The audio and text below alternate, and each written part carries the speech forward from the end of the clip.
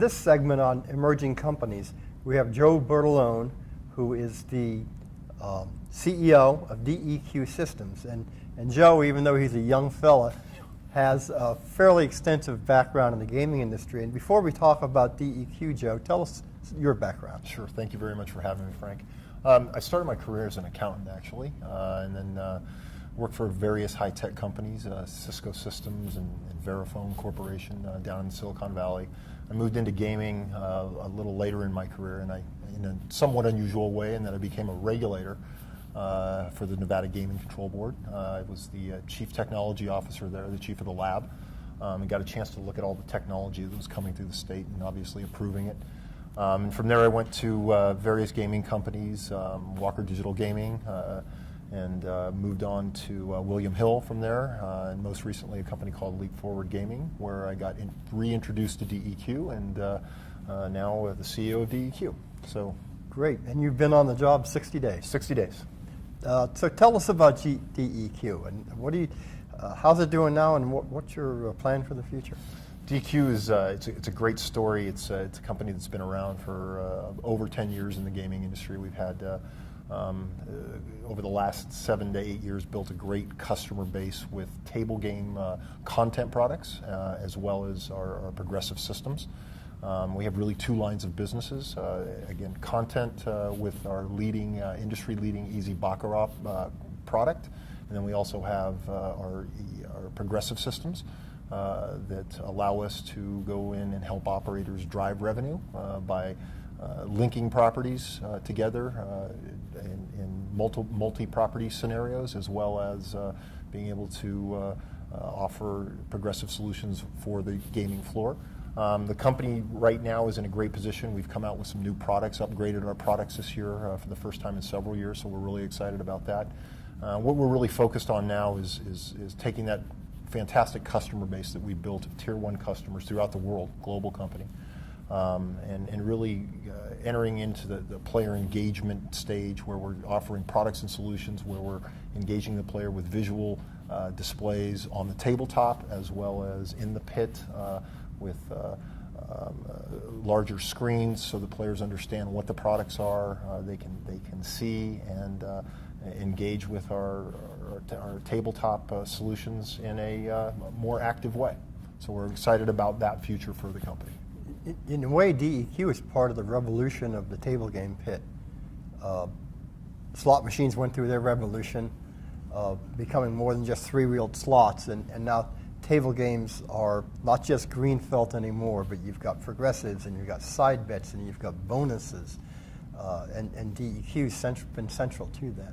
We've done a great job at leveraging that, and I think that's, with my background coming largely from the slot area, that's what we see happening in the pit, and that's what we see happening on the tabletop. It's no secret that the technology on the tabletop is getting to be more active, more engaging, and certainly looking a lot more like slot machines. So this is the area that I think there's a lot of opportunity for our company, specifically because we've got a fantastic installed base. We have fiercely loyal customers that have been with us for many years, and so that we can take those situations and really leverage that tabletop ownership to move and act and look more like the slot type products that are out in the marketplace.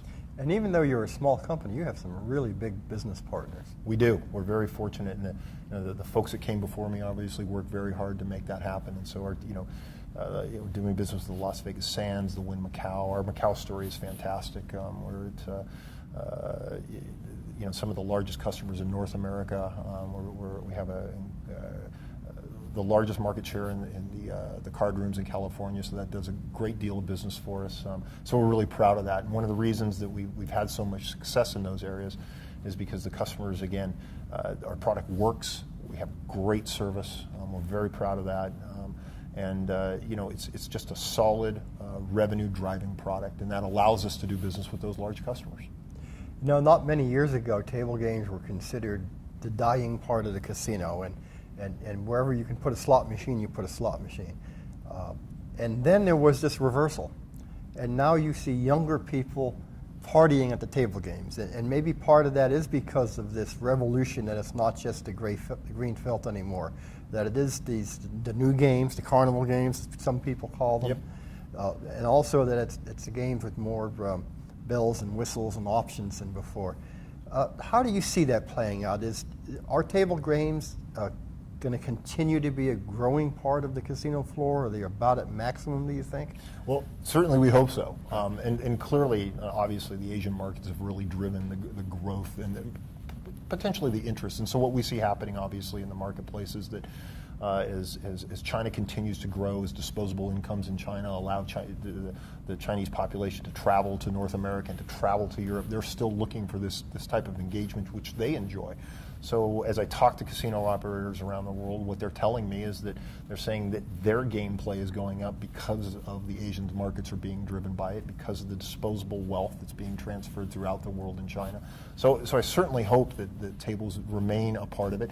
It's clearly been the smaller segment of any North American operators' revenue, but this is part of our strategy and part of what we want to see happen over the course of the next several years is that it does get to be more exciting, more engaging from a player standpoint, with visual displays, with again tabletop technology that allows us to really continue to drive that and make the pit more exciting, essentially. Now, our core client is the investor. Indeed. And you are a public company traded on the Ventures Exchange in Toronto. Correct. What should investors know about DEQ? I think what we've done over the course of the last several quarters is we've really turned the corner from certainly from an EBITDA positive situation. So the last 2 quarters we have been EBITDA positive. We're continuing to grow. Our revenue has grown a cumulative 30% year over year for the last 4 years. So I think from an investor standpoint, what we tell people is we have fiercely loyal customers. We have a recurring revenue story. It's everything that we're doing now is really dropping to the bottom line because we've got our fixed costs under control, and it's really we've built the infrastructure necessary to distribute the product worldwide. So I think it's a very compelling story for our investors. I've just spent the last couple of weeks on the East Coast talking to the investment community, baselining things with our current investors and potentially new investors, and I think the story has been very positively received. Part of what our job is, and my management team, is to get the word out about DEQ. Again, we've turned the corner, and so I think that this is all part of the plan going forward to just get people excited again about this space for us. Now, we're here at G2E, the world's largest gaming trade show. Indeed. And this interview is going to be posted in time for a lot of folks to come and visit your booth. Great. When they come to your booth, what should they look at?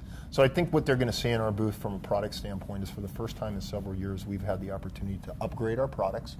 And so we're going to digital platforms. We're going to visually enticing content media. So that's changing the way we see the tabletop. They should continue to look for our fantastic table products that we have out there that have continued to hold market share even without patent protection. So we're very proud of that. And so the other thing that I think that they'll find in our booth is a new level of excitement about our new products, because these are new products that we've released. And I think it's a renewed focus on the part of our company to make sure that we put the customer at the center of what we do. And I think that's really going to be the key. It has been the key to our success and will continue to be the key to our success. When you say the customer, you're talking about the casino customer. I am. Okay. I am. And the player as well, of course. You get in our business, we never forget about the player. Good. Certainly, yes. Is anything else folks should know about DEQ? I think, again, the story with us right now is really just doing what we do well, and I think that it's putting the customer at the center of what we do, both from a service standpoint and from a product standpoint, and the customer being both our operator customers and partners, as well as the player customers and partners. And I think that we look forward to continued profitability over the course of the next several years, and I think it'll be it's going to be a very good time for us going forward. Okay, great. One last question, I guess, is we've had a lot of mergers and acquisitions in this industry over the past year at an accelerating pace. In fact, I think we heard about one day. It hasn't been announced yet, but probably will be known publicly within the next 24 hours. Is DEQ in a position to be an acquirer to broaden its portfolio of products and services, or is DEQ a company that can be acquired? I think for right now, being 60 days into the job, what I'm doing is sitting down and looking at all the opportunities that we may have in either of those situations. But really what we're focused on as a company is taking the fantastic installed customer base that we have, taking the great set of products that have been very successful in the industry, and really growing the company. That's been my past experience. That's what I feel that the company is ready for, and to continue to grow it. So as anything goes, we're going to go do what we do well, focus on what we do, and see what the market future holds for us. Joe, great overview. Thank you. Thank you very much, Frank.